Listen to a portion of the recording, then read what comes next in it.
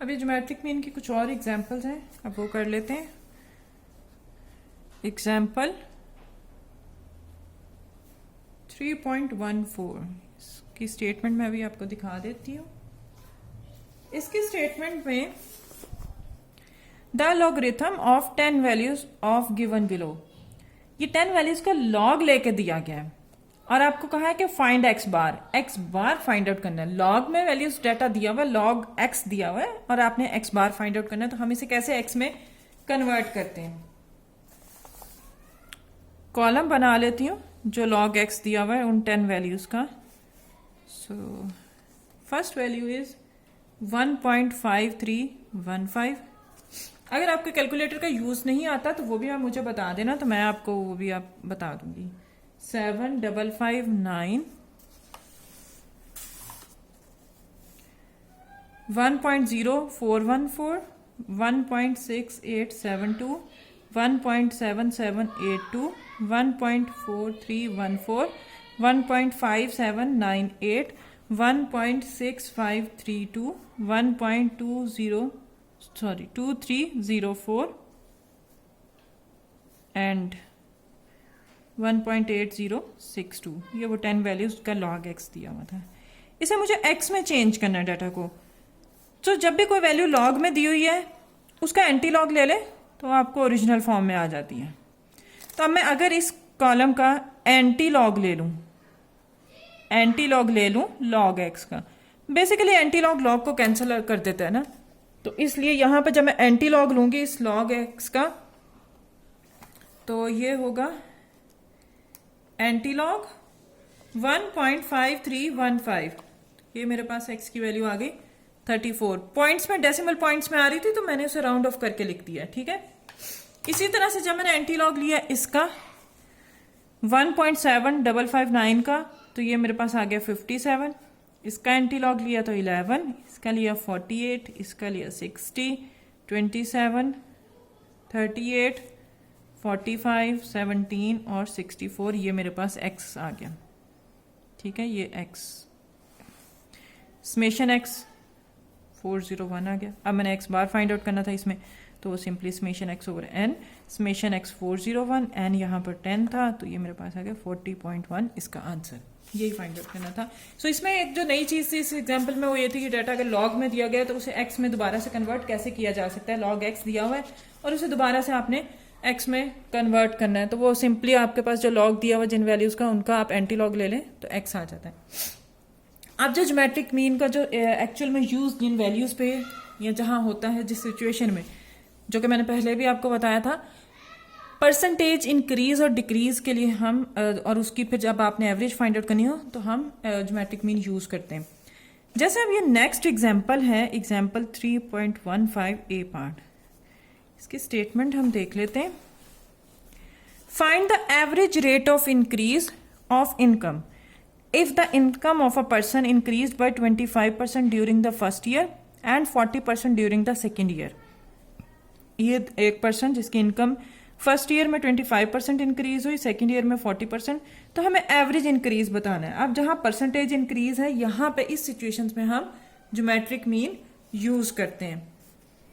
तो इसको हम स्टार्ट करते हैं सॉल्यूशन के लिए। अब सबसे पहले हम सपोज कर लेंगे उसकी सैलरी कि हर साल के शुरू में उसकी सैलरी कितनी थी। Suppose salary at the beginning of each year, हर साल के स्टार्ट में 100 उसकी सैलरी थी। अब जब उसकी सैलरी में फर्स्ट ईयर में इंक्रीज हुआ, salary increase during first year में जो सैलरी इंक्रीज हुई वो थी 25%। तो 25% आपका बनता है कि 100 में 100 के हिसाब से 25 रुपीज, तो ये हो जाएगा 125। पॉइंट समझ आ गया कि हमारे पास फर्स्ट ईयर में 25% इंक्रीज हुई। इस 100 का जब आप 25% निकालेंगे तो वो 25 आता है। उस 25 को इसी 100 में ऐड करके 125 उसकी पहले साल में जो इंक्रीज हुई वो आ गया 125 कि पहले साल के एंड तक उसकी सैलरी 25% इंक्रीज होकर ये हो गई। अब हम लेते हैं salary increased eight the end of second year. Second year में यहां पे भी हम ये ड्यूरिंग की जगह पर लिख देते हैं एट द एंड, ठीक है, एंड के हर पहले साल के एंड पे उसकी सैलरी 120। अब दोबारा से यहां पे हमने ये पहले स्टेटमेंट दी थी कि हर साल के शुरू में हमने सपोज करनी उसकी सैलरी 100 पे है, ठीक है। तो अब जब दूसरा साल है उसके शुरू में फिर उसको हमने सपोज कर लिया कि वो 100 है, उसमें उसका सेकेंड ईयर में जो इंक्रीज लगा वो 40% लगा, तो 100 का 40% जो होता है वो 40 ही आता है। तो 40 को इस 100 में ऐड किया तो ये हो गया 140। ये उसकी सैलरी दूसरे साल के एंड पे ये हो गई। अब एवरेज इंक्रीज बताना है। एवरेज इंक्रीज के लिए geometric mean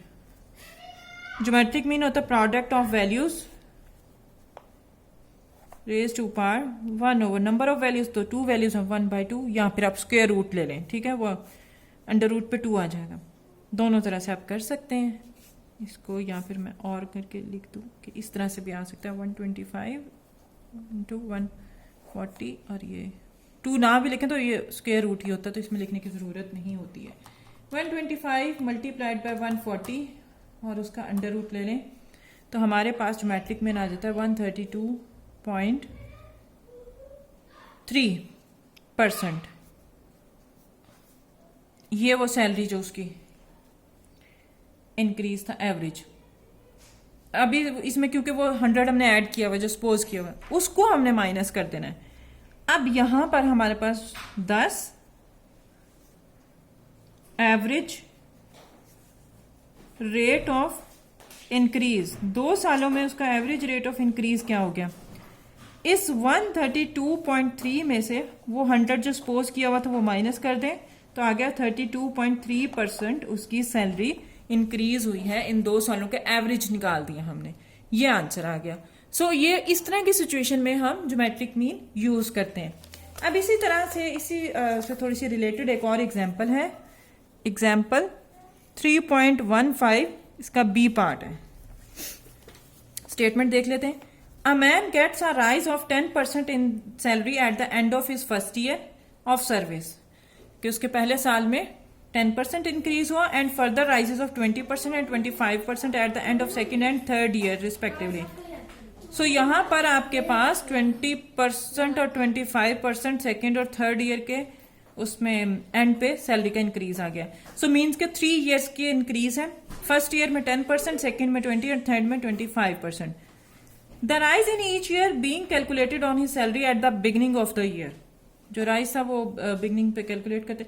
now to what average annual percentage increase in this equivalent, average इन 3 सालों का एवरेज कितना आया इंक्रीज, तो वो हमने जो फाइंड आउट करना है उसके लिए ज्योमेट्रिक मीन यूज होगा। उसी तरह से जैसे भी इससे पहले एग्जांपल में किया था, पहले हम सैलरी को सपोज कर लेंगे कि उसकी हर साल के स्टार्ट में सैलरी कितनी थी। तो यहां पे आ जाएगा suppose salary at the beginning of each year, हर साल के स्टार्ट में 100। अब उसका जो increase at the end of first year, increase in salary at the end of first year. First year के एंड पे सैलरी में इंक्रीज 10% हुआ था, तो यहां पर हमारे पास जो इंक्रीज आएगा सैलरी में 10%, तो 100 का 10% 10 होता है, तो वो 10 इसमें ऐड हो जाएगा, तो 110 सैलरी होगी उसकी। फिर जब increase in salary at the end of second year आया, तो सेकेंड ईयर में 20% था, तो दोबारा से सैलरी हर साल के स्टार्ट में, हमने सेकंड ईयर के स्टार्ट में सपोज की थी सैलरी 100 है, 100 का 20% 20 होता है, तो वो 100 में ऐड हुआ तो 120 हो गया। देन आपके पास increase in salary at the end of third year, third year में 25%, अगेन हमने थर्ड ईयर के स्टार्ट में सैलरी सपोज की 100, उसमें 25% ऐड हुआ तो वो 125 हो गया। अब आपने इससे ज्योमेट्रिक मीन फाइंड आउट कर लेना है, तो आपके पास एवरेज इंक्रीज आ जाएगा 125 और ये क्यूबिक रूट है, ठीक है। इसका आंसर आपके पास आ गया यहां पर क्यूबिक रूट से 118.17% ये आ गया। तो यहां से हम निकाल सकते हैं 10 average increase per year. Average आपका क्या आ गया पर ईयर इंक्रीज, तो वो आपने जो सपोज की अमाउंट थी वो माइनस कर दी, 118.17 माइनस 100, तो हमारे पास आ गया 18.17% उसका एवरेज इंक्रीज था इन 3 सालों में। यहाँ ये बेसिकली वो एग्जांपल्स हैं जिस सिचुएशन में हम ज्योमेट्रिक मीन यूज करते हैं। तो मेरा ख्याल है आपको ये क्लियर हो गया होगा। अब आपने इससे रिलेटेड एक्सरसाइज के क्वेश्चन करने हैं। यहाँ पे आपका ये ज्योमेट्रिक मीन भी कंप्लीट हो गया है। फर्दर इससे रिलेटेड कोई फार्मूला, कोई चीज नहीं है। जो फार्मूला से बेसिक फार्मूला था, शॉर्टकट था, और एक ये वाली सिचुएशन थी। तो ये मैंने तीनों करवा दिए हैं। अब आपने इसके एक्सरसाइज के क्वेश्चन करने हैं। इसके बाद हार्मोनिक मीन है वो हम नेक्स्ट करेंगे।